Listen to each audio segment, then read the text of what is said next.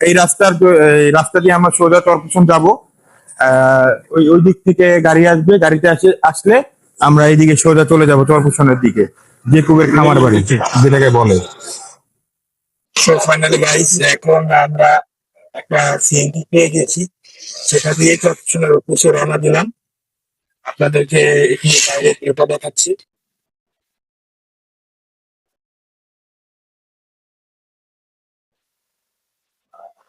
Highway দিয়ে যাচ্ছি কর্পোরেশনের দিকে। গ্রামের রাস্তা সৌন্দর্য থাকে, সুন্দর। দেখতে পারেন আপনারা